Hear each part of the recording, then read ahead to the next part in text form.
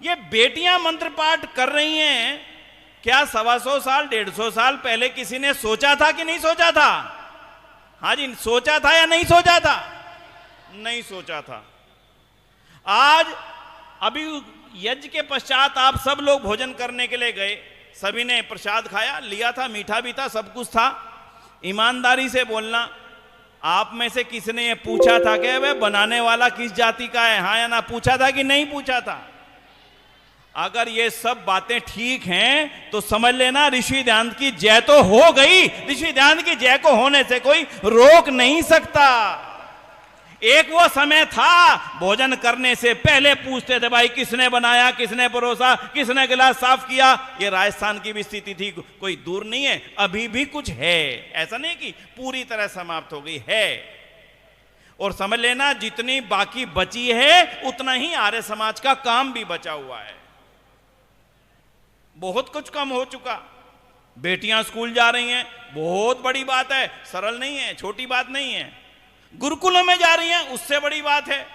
संस्कृत पढ़ रही हैं, उससे बड़ी बात है। विदुषी बन रही हैं, उससे बड़ी बात है। और जीवन दान देकर के उसी वेद माता को आगे बढ़ाने का जो संकल्प लेके मंच पर बैठी हैं ऐसी विदुषियां आर्य समाज में, ये इससे बड़ी बात बताओ आप सनातन जगत में आपको ढूंढने से भी मिलेगा नहीं। यही तो है आर्य समाज की विजय। और आर्य समाज की विजय आप किसको कहेंगे? आर्य समाज की विजय हमारे भवनों से नहीं है। आर्य समाज की विजय इन बड़े बड़े पंडालों से नहीं होगी। आर्य समाज की विजय तो उसी से होगी। और आर्य समाज की विजय अपनी विजय नहीं है। आर्य समाज की विजय उस ईश्वर की विजय है, उस ईश्वर के राज्य का स्थापन है, जिस राज्य की स्थापना की कल्पना उस ईश्वर ने वेद में रच करके हमें दी थी। भूल चुके थे, दाएं बाएं ना जाने कहां जा रहे थे। अभी स्वामी जी महाराज ने सारी बातें कह दी। कोई बहुत ज्यादा बातें ऐसी नहीं है मैं जो आपके सामने नहीं कह पाऊं, लेकिन क्योंकि हम लोग एक साथ बैठे हैं आज, बड़ा विलक्षण समय, 25 साल हुए हमारी इस आर्य समाज को, नहीं बनी हुई आर्य समाज को। यानी आर्य समाज को जब 125 साल हो गए थे तब एक पत्ता लगा था नया डाली के ऊपर, और वो आज पत्ता अपने आप में नया वृक्ष बन गया, 25 साल का जवान वृक्ष। और उसकी जवानी इस कार्यक्रम में झलक रही है, छोटी स्थिति नहीं है। इसलिए बंधुओं, अब 150 साल जिस आर्य समाज को हो चुके, हमें उस यात्रा को उससे आगे ले जाने की तैयारी आज के आयोजन में करनी है। उनके बारे में थोड़ा बहुत सोचना है, इन ब्रह्मचारियों को भी, इन ब्रह्मचारिणी बेटियों को भी, और जो विद्यालय से बैठी हुई बेटियां और जो हमारी माताएं यहाँ पर एक साथ एक गणवेश में उत्साह से यहाँ पर बैठी हैं, उन सबको आज कुछ ना कुछ तो संकल्प लेकर के जाना है। क्यों लेना है? संकल्प एक ही कारण से लेना है। ऋषि दयानंद जब आर्य समाज की स्थापना कर रहे थे, उनके मन में कहीं ना कहीं एक बात पैदा हो चुकी थी, और वो बात थी कि मेरा जीवन अक्षुण्ण नहीं है, हमेशा रहने वाला नहीं है। इतनी बार जहर दिया जा चुका था, और जहर देने के बाद कहीं ना कहीं मन के अंदर एक भावना पैदा होती है कि मेरे बाद मेरे इन कार्यों को करेगा कौन। और ऐसा ही लगता उस समय उनके मन के अंदर भाव था। मात्र जीवन समाप्ति से केवल 8 वर्ष पहले उन्होंने एक ऐसी संरचना की जिसका नाम आर्य समाज रखा, और उन्होंने एक ही बात कही थी कि जिन कार्यों को मैं कर रहा हूं, मेरे बाद उन कार्यों को बढ़ाने का दायित्व इन आर्य समाजिकों पर ही है। इसलिए मान करके चलना, आज हम उस ऋषि ध्यान के कार्यों को आगे बढ़ाने वाली श्रृंखला के एक छोटे से पथिक के रूप में यहां पर इकट्ठे हुए बैठे हैं। इसलिए आज कुछ ना कुछ संकल्प लेकर के चलिएगा। आर्य समाज के उत्सवों में होता क्या था, मैं एक छोटा सा उदाहरण देता हूं आपसे। आर्य समाज का उत्सव होता था, उत्सव के अंदर एक भाषण होता था, किसी हमारे जैसे आज स्वामी ओमानंद जी का हुआ और आदरणीय स्वामी सच्चिदानंद जी का होगा, और एक विषय पर प्रवचन होता था। प्रवचन क्या होता था? देखो आज हमारी बेटियों की क्या दुर्गति है, क्या दुर्दशा है। राजस्थान तो सती प्रथा से आक्रांत रहा है, और ऐसी परिस्थिति में हमारी बेटियां जो 2, 3, 4 साल की विधवा हो गई, उनके साथ जो होता है, उनके साथ जो जीवन का एक ऐसा अध्याय जुड़ जाता है, आर्य समाज के लोगों को उनसे निकालना चाहिए। अच्छा स्वामी जी करें क्या? करना यह है, आर्य समाज के परिवारों को संकल्प लेना होगा कि वो अपनी एक बेटे की शादी किसी विधवा से करेंगे। आज अपने हाथ हृदय पर रख करके सोचना जो मैं बोल रहा हूं, 100 साल पहले की घटना बता रहा हूं आपसे। सबने कहा हाँ होना चाहिए, विधवा उद्धार तो होना चाहिए, कन्या उद्धार तो होना चाहिए। पर जब स्वामी जी ने कहा हाँ जी बेटे का विवाह विधवा से तय किया है और यह धर्म के खिलाफ है, दूसरे ने कहा अरे धर्म के खिलाफ तो छोड़ो, इसका जो वो बेटा है ना काला है, ब्याह इसका होता नहीं, इस कारण से इसने कहा चल भाई इस बहाने ब्याह भी हो जाएगा और समाज की सेवा भी हो जाएगी। लाला जी वहीं खड़े हो गए, लाला जी खड़े हो गए भरे उसमें पंचायत में, और ये बोले सुनो भाई मेरे हैं 6 बेटे और ये सारे के सारे लाइन में खड़े हैं, इनमें से जो सबसे सुंदर, जो सबसे ऊंचा लंबा होगा उसकी शादी विधवा से करूंगा, इसलिए कोई ये मेरे पर कलंक ना लगा दे जी इसकी होती नहीं थी, इसके लिए विधवा के साथ ब्याह करने का संकल्प का ढोंग ले रहा है। बंधुओं उसी बेटे की विवाह विधवा से किया, और एक नहीं हुआ बंधुओं, 2 नहीं हुए, सैकड़ों नहीं हजारों बेटियों के जीवन को जिसने बदला था उसी का नाम तो आर्य समाज था। और आर्य समाज किसी बिल्डिंग का नाम गलती से मत समझ लेना, आर्य समाज कभी किसी भवन का नाम नहीं रहा। मेरे को लोग कहते हैं भाई साहब आर्य समाज में भीड़ नहीं होती। आज जितने आर्य समाज के लोग बैठे हैं आराम से सुन जाना भैया, आर्य समाज में लाखों की और करोड़ों की भीड़ कभी होगी भी नहीं। क्यों नहीं होगी? किसी देश में पुलिस और आर्मी में जितने प्रतिशत लोग होते हैं आर्य समाजियों की संख्या उतनी ही पर्याप्त है। लाखों करोड़ों की आर्य समाजियों की संख्या नहीं होगी, पर एक एक आर्य समाजी लाखों करोड़ों के जीवनों को प्रभावित करने वाला होगा, इसी का नाम आर्य समाज है। आर्य समाज के भवन भी कभी बहुत महंगे पत्थरों से नहीं बनेंगे। पूंजला ये हमारे इस समाज को छोड़ दो, ये एक विलक्षण आर्य समाज है, बिल्कुल मैंने देखा है। लेकिन आर्य समाज के मंदिर भी कभी व्हाइट मार्बल से लाखों करोड़ों के, जिस प्रकार से वृंदावन के करोड़ों रुपयों की लागत से मंदिर मठ बनते हैं, वैसे आर्य समाज मंदिर नहीं दिखेंगे। ना आर्य समाज के यज्ञशालाओं की बुर्जियों पर सोना लगा नजर आएगा। लेकिन आर्य समाज वो स्थान है जो ऐसे हमारे आर्य समाज के गुरुकुल वो स्थान है जिनमें लाखों लोगों के जीवन सोना बन जाते हैं आकर के। देखो तो सही कैसे हमारी बेटियां सोने की तरह से जीवन इनका बना हुआ है। इसलिए बंधुओं गर्व करना अपने आर्य समाज पर। ऐसा संगठन दूसरा दुनिया में मिलेगा नहीं। क्यों नहीं मिलेगा? एक आप अपने ऊपर एक उदाहरण समझना। मेरे को एक सज्जन बड़ी प्रसन्नता से मिले एक दिन किसी कार्यक्रम में। भाई साहब मैंने आर्य समाज के कार्यक्रम में सुना था और मैं आर्य समाजी बन गया, मैंने सत्यार्थ प्रकाश पढ़ी, अब मैं लोगों की बीड़ी छुड़ाता हूं, सिगरेट छुड़ाता हूं, नशा छुड़ाता हूं।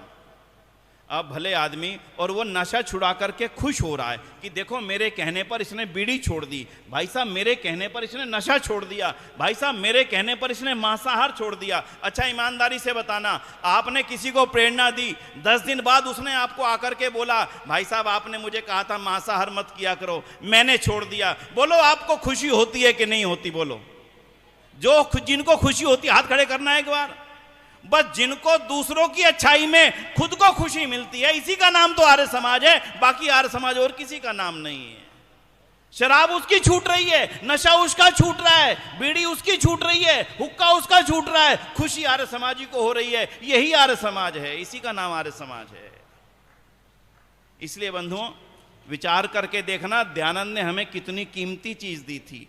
आर्य समाज का विचार ना तो कभी मरा था, ना मरा है, ना कभी मरेगा। कभी निराश मत होना, ना कम संख्या देख करके निराश होना, ना छोटे छोटे मंदिर देख करके निराश होना।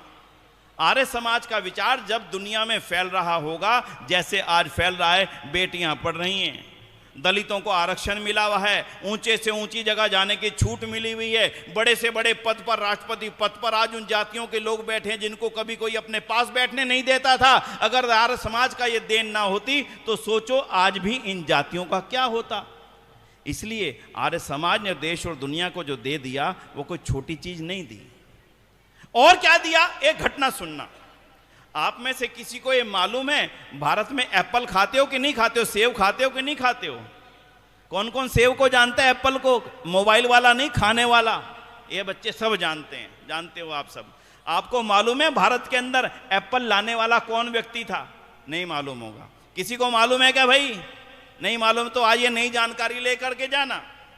एक आर्य समाजी को ही भारत में एप्पल को लाने का श्रेय प्राप्त है। आप कहोगे क्या बात कर रहे हो विनय जी, एप्पल भारत में कोई आर्य समाजी लाया? हाँ, बिल्कुल सच कहता हूं, और जो वीडियो बना रहे ना पूरी रिकॉर्ड करके भेज देना है मेरी घटना को। एक व्यक्ति, एक नौजवान केवल 25 साल का, अमेरिका के फिलाडेल्फिया में जन्मा, वहां से उठा, एक पादरी की बात को सुनकर के भारत में गरीबी बहुत है और गरीबी दूर करने के लिए ईसाई मिशनों ने वहां पर अपना सेवा का अभियान चलाया है, तुम भी चलो सेवा करने। उसने कहा कि मैं भी भारत जाऊंगा, सेवा करूंगा और वहां के लोगों को ईसाई बनाऊंगा। वहां से भारत आ गया आज से 100 साल पहले, और भारत आकर के ये कहने लगा कि मैं अब इस सारे हिमाचल को ईसाई बनते हुए देखना चाहता हूं। सुनना जरा ध्यान से बच्चों, तुम्हारे जीवन में तुमने बहुत कुछ करना है, ना जाने कौन सी घटना तुम्हारे जीवन के अंदर वो बदलाव ला दे जिससे लगे इन सारे ब्रह्मचारियों को मैंने भी स्वामी धर्मानंद जैसा बनना है, मैंने भी स्वामी ओमानंद जी जैसा बनना है। ये विचार लेकर के बैठिएगा। वो नौजवान भारत में आया, भारत में आकर के उसको शिमला का क्षेत्र दे दिया गया कि तुम शिमला के क्षेत्र में काम करो और यहां पर इन सारे लोगों को ईसाई बनाओ। उसने वहीं की एक आदिवासी लड़की जो ईसाई बन चुकी थी उससे शादी कर ली ताकि उन सारे ईसाई दलित समुदाय के अंदर ईसाई धर्म का प्रचार किया जा सके। पर उसका दुर्भाग्य कहूं या सौभाग्य कहूं ये तो आप देखना, एक आर्य समाजी से उसका पाला पड़ गया। एक आर्य समाजी लाला रुलियाराम उनको टकर गए, और रुलियाराम सेवा कर रहे थे उस समय।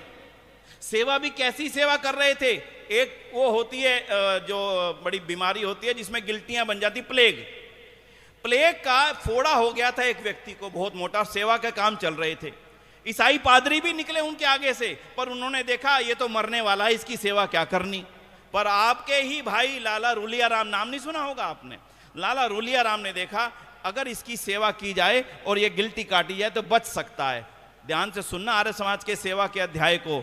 उन्होंने जब देखा ना डॉक्टर है ना कुछ औजार हैं, अपने आप एक चादर लेकर के उसके गोल टुकड़ा काट के उस गिल्टी पे रखा, अपने मुंह से उस गिल्टी को काट के उसकी पस को बाहर निकाल करके पट्टी रख करके उस व्यक्ति को ठीक कर दिया। ये घटना उस पादरी स्टोक्स को पता लग गई कि आज एक किसी व्यक्ति ने ऐसे सेवा काम किया है। वो रात को उससे मिलने के लिए चले गए, उनसे पूछा हम तो ईसाई बनाने के लिए सेवा करते हैं, तुम्हारे अंदर ये भाव किसने भरा? बोला मेरे गुरु दयानंद ने भाव भरा था कि मनुष्य की सेवा ही वास्तविक ईश्वर पूजा है। मन बदल गया। बोले कहां से तुमने जाना? बोला सत्यार्थ प्रकाश से जाना। बोला पुस्तक मिल सकती है? बोले क्यों नहीं मिल सकती। उन्होंने पुस्तक मंगवा करके पादरी स्टोक्स को दी। पादरी स्टोक्स ने वो पुस्तक पढ़ी। पुस्तक पढ़ करके 15 दिन बाद वो लौट करके आया कि स्वामी जी महाराज मैं अब ईसाई धर्म छोड़ करके महर्षि दयानंद का शिष्य बनकर के पूरे जीवन सेवा कार्य करना चाहता हूं। ये मजाक लगेगा घटना, गहराई से सोचना कितनी बड़ी घटना थी। तो उन्होंने कहा क्या नाम रखोगे? उन्होंने कहा सत्यानंद आर्य। बोले सत्यानंद क्यों? क्योंकि सत्यार्थ प्रकाश को पढ़ करके मेरा जीवन बदला, इसलिए सत्यानंद आर्य नाम रखूंगा। तो 10 दिन बाद उन्होंने आर्य नाम हटा करके स्टोक्स रख लिया। स्टोक्स इसलिए रखा कि कोई पूछेगा भाई साहब क्या नाम है आपका? बोले सत्यानंद स्टोक्स। तो लोग पूछेंगे सत्यानंद और स्टोक्स आपस में संबंध क्या है, ताकि जानकारी मिले कि मैं तो ईसाई धर्म का प्रचार करने के लिए सारे हिमाचल को ईसाई बनाने के लिए अमेरिका से चल करके आया था और यहाँ आकर के ऋषि दयानंद का शिष्य बन गया हूँ और अब पूरा जीवन आर्य समाज के प्रचार के लिए काम करूंगा। अपने सारे बच्चों के नाम बदल दिए, अपनी धर्मपत्नी का नाम बदल दिया, अपने घर के अंदर एक बहुत शानदार यज्ञशाला बना ली। आपको गूगल पे जाकर के केवल इतना टाइप करना है सत्यानंद स्टोक्स यज्ञशाला, आपको आर्य समाज के उस इतिहास के दर्शन होंगे जिस इतिहास ने देश को बदल करके रख दिया था। बंधुओं, एक नौजवान जो ईसाई धर्म का प्रचार करने के लिए भारत आया और आर्य समाज की भट्टी में तप करके ऋषि दयानंद का शिष्य बन के वैदिक धर्म के प्रचार में लग गया। और उन्होंने एक नियम बनाया अपने घर में, और नियम क्या था? जब तक यज्ञ में यज्ञशाला में यज्ञ नहीं होगा भोजन बनना भी शुरू नहीं हो सकता। यानी भोजन बन गया तो बच्चे खा जाएंगे, इसलिए भोजन बनेगा ही तब जब यज्ञ हो जाएगा। सोच करके देखना उस पीढ़ी को बंधुओं। वही सत्यानंद स्टोक्स अपनी माता के घर से यानी कि अमेरिका से वो एप्पल का बीज लेकर के आया था और 200 एकड़ की खेत खरीद करके उसने हिमाचल में सबसे पहले वो बीजारोपण किया था और उसके पश्चात वही बीजारोपण आज पूरे हिमाचल और उत्तराखंड और जम्मू कश्मीर तक फैल गया। आप टाइप करके देखना, father of apple in India. मेरी बात में कुछ गलती निकले तो आयोजकों को कोस लेना कि ऐसे व्यक्ति को बुलाया था, वो तो झूठ बोल गए, पर मुझे पता है एक एक शब्द इसमें इतिहास का शब्द है। बंधुओं, सोच करके देखो, वो तो अमेरिका से आकर के यहां पर आर्य समाज का प्रचार कर रहा है। अब मेरा जीवन किस काम के लिए है, बस आज इतना ही संकल्प लेना है। मेरा आगे आने वाला शेष जीवन, ये जितने नौजवान साथी बैठे हैं, मेरे आर्य विदल के कार्यकर्ता साथी बंधु बैठे हैं, ये मेरी माताएं बैठी हैं, आज पहले से अधिक संपन्नता है। हमारे दादा परदादा के पास उतना पैसा नहीं था जितना आज हमारे पास है। आज हमारे पास पहले उतने बड़े घर नहीं थे जितने आज हमारे भविष्य आलीशान घर हैं। पैदल चलने के साधन थे, आज बड़ी बड़ी मोटर गाड़ियां हमारे पास में हैं। आज हवाई जहाज है, मोबाइल के साधन, इंटरनेट और हमारे पास हर चीज है। इसलिए आज जितने इस पंडाल में मौजूद महानुभाव हैं वो मन में एक विचार पैदा करें, कितना मैं धन्य हूं कि मुझे ऋषि दयानंद जैसा गुरु मिला। मैं कितना धन्य हूं कि मुझे ऋषि दयानंद जैसा तपोमणि गुरु मिला। अगर ऐसा गुरु शायद आने वाली पीढ़ियों को ना मिल सके, लेकिन यह तो मेरा सौभाग्य है। कितना गजब का जीवन ऋषि दयानंद का जीवन। जिन्होंने पढ़ा है वो जानेंगे, जिन्होंने नहीं पढ़ा वो मेरी बात की गहराई में जा नहीं पाएंगे। इसलिए आज इतना सा संकल्प देकर के मैं अपनी बात को विराम की तरफ लेके चलता हूं। इतना तो निवेदन मैं कर ही सकता हूं, इस दयानंद की धरती पर बैठ करके ज्यादा कुछ ना हो तो दयानंद का जीवन चरित्र तो जरूर ही पढ़ लो। अगर आर्य समाज के काम को करना चाहते हैं, बिना दयानंद के चरित्र को पढ़े आगे बढ़ नहीं सकते। इसलिए मेरा एक निवेदन यह है कि दयानंद के चरित्र को पढ़ लें, और दूसरा निवेदन यह है कि आर्य समाज के साथ ऐसा जुड़ाव बना लें कि अब मैं और मेरा आर्य समाज, इन दो के बीच में और कोई है ही नहीं। बंधुओं, हमले चारों तरफ से हो रहे हैं, एक नहीं हो रहा। अगर आर्य समाज मजबूत रहेगा तो हिंदू जाति और भारत मजबूत रहेगा। बंधुओं, इतना ध्यान रखिएगा। क्यों? आर्य समाज ही है जो वेद की पताका को लेकर के चल रहा है। वेद खत्म हुए, दुनिया में इजराइल जैसे हमले ही होंगे, और दुनिया में रूस और दूसरा कौन सा देश है, यूक्रेन जैसे हमले ही होंगे। और आने वाले समय में दुनिया का क्या स्वरूप होगा मालूम नहीं है। इसलिए आओ आर्य समाज की पताका को लेकर के मैं आगे बढ़ूं। इसलिए 4 शब्द सुना रहा हूं आपको। अगर आप में सबके अंदर यह इच्छा है कि मुझे आर्य समाज बढ़ाना है तो बस 4 शब्द हैं छोटे छोटे। पहला शब्द है संध्या। यह मैं मानता हूं कि संध्या का अभाव हुआ है। मैं नहीं हाथ उठा रहा आपसे कि आप संध्या करना। कौन कौन हाथ उठाओगे? अपने मन में सोचना, नहीं करते हो तो संध्या का 10 मिनट जरूर लगाओ, आत्मबल मिलेगा। और दूसरा नाम स्वाध्याय। जो नहीं करते उनसे निवेदन है, यहां जितने पुस्तक वाले बैठे हैं ना, एक भी पुस्तक इनकी बचनी नहीं चाहिए। कोई ना कोई पुस्तक खरीद करके लेके जाना। आपके पास पहले से हो तो अपने पड़ोसी को दे करके लेके जाना कि भैया मैं आर्य समाज के उत्सव में गया था, प्रसाद लाया हूं, देखो जरा, अगर पढ़ सको तो पढ़ लेना। हमारे यहाँ पे कोई छोले चावल का प्रसाद नहीं होता, हमारा प्रसाद तो यही है। पहला संध्या, दूसरा स्वाध्याय, और तीसरा जो रलिया राम ने हमारे सामने उदाहरण प्रस्तुत किया था, किसी एक गरीब परिवार को जोड़ लो, यही सेवा है। जो उस रलिया राम ने कहा था, किसी एक गरीब परिवार को जोड़ लो अपने साथ में और उसको आर्य समाज के कार्यक्रमों में लाने का थोड़ा थोड़ा क्रम बना लो, देख लेना कैसे एक परिवार बदलता है। तीसरा सेवा, और चौथा है संगठन। संगठन का मतलब रविवार का आर्य समाज का जो आपका सत्संग है, यही आपकी आर्य समाज की रीढ़ है, मजबूत रीढ़। बस दोबारा संध्या, एक एक बार बोल लेना, बोलना भैया, संध्या, स्वाध्याय, सेवा और संगठन। पर रविवार को, संडे को सब कुछ छोड़ करके आर्य समाज जाना शुरू कर दो। आर्य समाज अपने आप वृद्धि को प्राप्त करने लगेगा और आर्य समाज बढ़ेगा, हिंदू समाज बचेगा। हिंदू समाज बचेगा, हिंदू राष्ट्र बनेगा। हिंदू राष्ट्र बनेगा तो ही ये भारत का वास्तविक जो इतिहास था वो वापसी आ पाएगा। इन्हीं शब्दों के साथ में मैं पुनः महर्षि दयानंद की 200वीं जयंती और आर्य समाज के 150वें स्थापना दिवस के अवसर पर विशेष रूप से आयोजित इस आयोजन में आप सभी को बहुत बहुत हार्दिक आभार करता हूं, स्वागत भी करता हूं। एक नंबर लिख लें भाई आप लोग, अगर मोबाइल में लिख सकें तो। वो नंबर आपको ऋषि दयानंद तक ले जाएगा, बड़ा सरल नंबर है। आपने केवल मिस कॉल करनी और कुछ नहीं करना उस नंबर पर। लिख लें 8447 बस इतना ही नंबर है, लिखना जी जरा 8447200200। इस नंबर को डायल कर देना, मिस कॉल बस केवल, आपको लिंक आ जाएगा और आपके पास ऋषि दयानंद का जो कुछ भी है वो सब कुछ खुलता चला जाएगा।